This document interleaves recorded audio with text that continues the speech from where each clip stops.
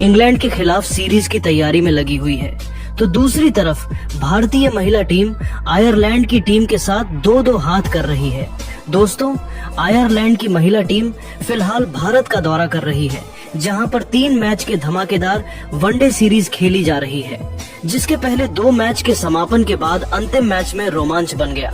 इस दौरान स्मृति मंधाना ने रोमांचक मैच में ऐसा कमाल कर दिया जिसे देख हर कोई उन्हें सलाम कर रहा है। दोस्तों, इस वनडे सीरीज का पहला मैच राजकोट के मैदान पर भारतीय टीम ने अपने नाम कर लिया था, जिसके बाद भारतीय टीम से उम्मीद की जा रही थी कि दूसरा मैच भारतीय टीम और भी बेहतरीन तरीके से जीतेगी, और ऐसा ही हुआ, जहां पर भारतीय टीम ने बेहतरीन परफॉर्मेंस करते हुए इस मैदान पर दूसरा मैच भी अपने नाम कर लिया।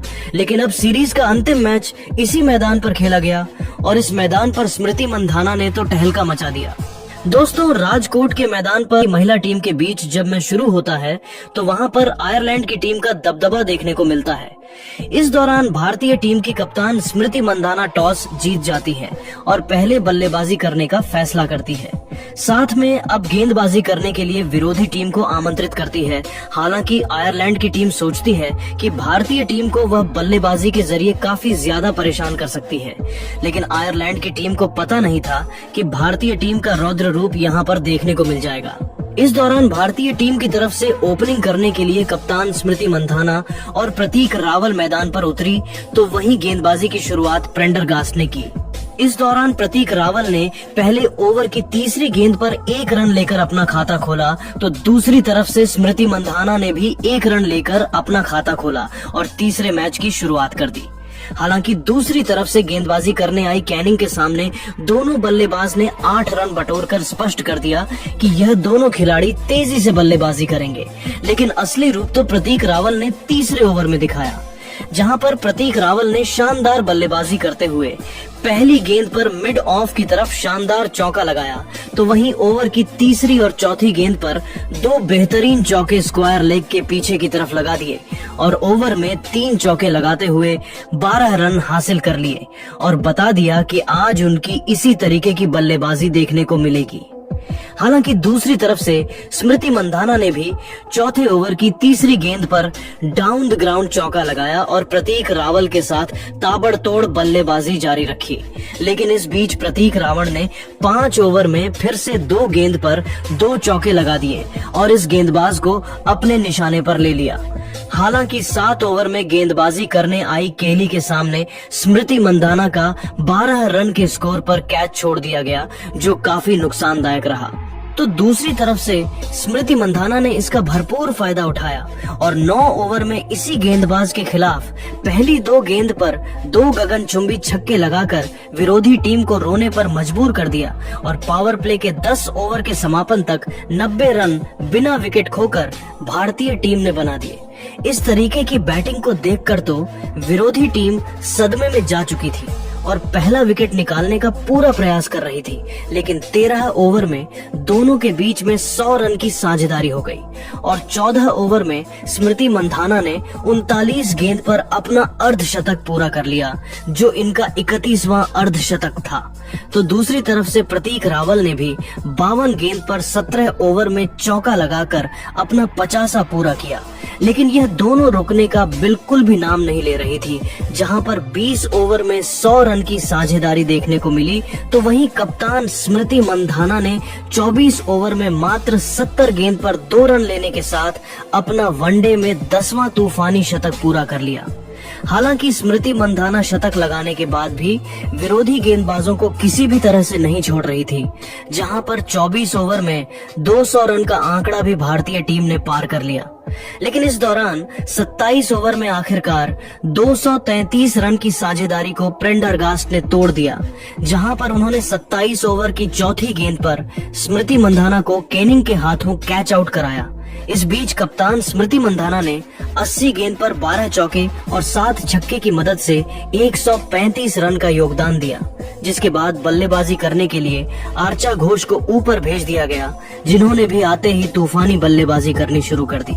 इस दौरान 30 ओवर में 250 रन का आंकड़ा पार हो गया। इसके अलावा 35 ओवर में प्रतीक रावल ने 100 गेंद पर अपना पहला शतक भी पूरा कर लिया और इसके बाद भी ताबड़तोड़ पारी इस महिला सलामी बल्लेबाज ने जारी रखी और बता दिया कि भारत का युवा खेमा भविष्य में किस तरीके से डंका बनाने के लिए तैयार है।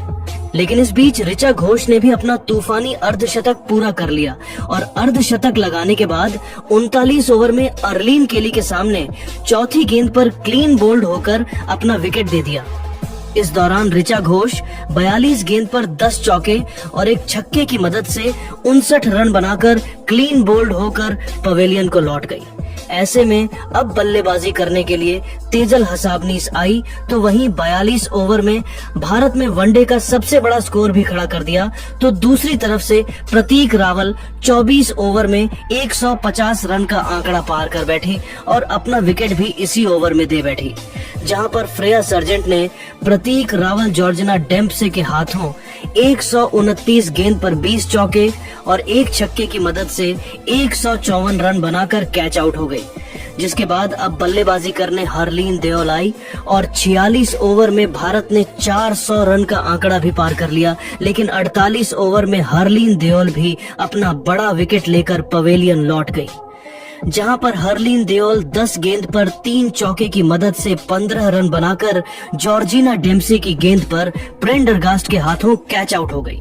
ऐसे में बल्लेबाजी करने के लिए जेमिमा रॉड्रिक्स आई तो दूसरी तरफ से तेजल हसाबनीस 39 ओवर में 25 गेंद पर 2 चौके की मदद से 28 रन बनाकर प्रेंडरगास्ट की गेंद पर डिलानी के हाथों कैच आउट हो गई।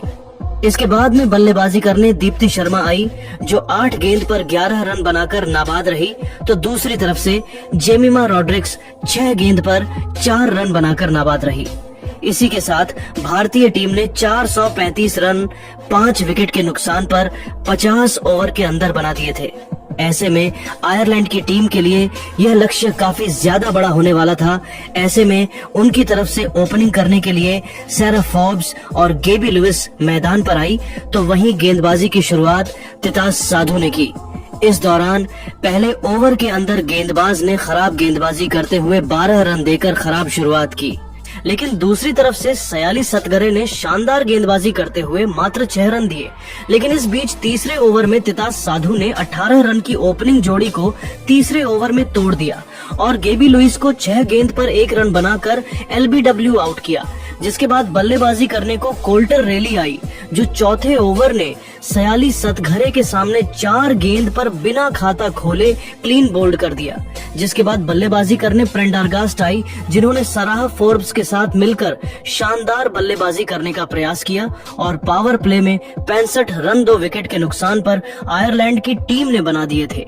अलग इन दोनों के बीच थोड़ी देर तक साझेदारी चली, लेकिन इसको 15 ओवर में तनुजा ने तोड़ दिया, जहां पर उन्होंने अब प्रेंडरगास्ट को 43 गेंद पर 6 चौके की मदद से 36 रन बनाने के बाद क्लीन बोल्ड कर दिया। जिसके बाद बल्लेबाजी करने लॉरा डालनी टीम को संभालने के लिए मैदान पर आई, लेकिन दूसरी तरफ से ताबड़तोड़ बल्लेबाजी कर रही सराह फोर्ब्स अपने ऊपर दबाव कायम कर बैठी और 18 ओवर में दीप्ति शर्मा के द्वारा 44 गेंद पर 7 चौके की मदद से 41 रन बनाकर रन आउट हो गई। जिसके बाद बल्लेबाजी करने ली पॉल आई तो दूसरी तरफ से लॉरा डेलानी 23 ओवर में दीप्ति शर्मा की गेंद पर 20 गेंद पर 1 चौके की मदद से 10 रन बनाकर क्लीन बोल्ड हो गई। ऐसे में अब बल्लेबाजी करने अर्लीन केली आई तो वहीं दूसरी तरफ से लही पॉल दीप्ति शर्मा के सामने कॉट एंड बोर्ड 25 गेंद पर 2 चौके की मदद से 15 रन बनाकर 25 ओवर में हो गई। ऐसे में अब बल्लेबाजी करने के लिए कैनिंग मैदान पर आई जो थोड़ी देर तक टीम को संभालती हुई दिखाई दी, लेकिन दूसरी तरफ से 26 ओवर में तनुजा ने अर्लीन केली को भी 8 गेंद पर मात्र 2 रन बनाने के बाद सयाली सतघरे के हाथों में कैच आउट कराया। ऐसे में बल्लेबाजी करने के लिए जॉर्जिना डेम्पसी मैदान पर आए जिन्होंने अपना विकेट 27 ओवर में दे दिया। इस दौरान तनुजा ने जॉर्जिना को भी 3 गेंद पर बिना खाता खोले रन आउट कर दिया। ऐसे में अब बल्लेबाजी करने अलाना दलजेल आई जो कि ज्यादा देर तक टीम को नहीं संभाल पाए, लेकिन दूसरी तरफ से कैनिंग 21 गेंद पर 2 रन बनाकर मीनू मणि के सामने 31 ओवर में क्लीन बोल्ड हो गई। तो वहीं अब अंतिम बल्लेबाज फ्रेया सार्जेंट आई को 4 गेंद पर 1 रन बनाकर 32 ओवर में चौथी गेंद पर मीनू मणि के हाथों दीप्ति शर्मा की गेंद पर कैच आउट हो गई और दूसरी तरफ से एलाना 9 गेंद पर 4 रन बनाकर नाबाद रही और इसी के साथ 31.4 ओवर में 131 रन पर आयरलैंड की टीम ऑल आउट हो गई, जहां पर भारतीय टीम को 304 रन से जीत मिल गई और भारतीय टीम ने आयरलैंड को अंतिम मैच में हराकर 3-0 वनडे सीरीज में क्लीन स्वीप भी कर दिया। तो दोस्तों, आपको क्या लगता है भारतीय टीम को इस मैच के अंदर किस खिलाड़ी के चलते जीत मिली है?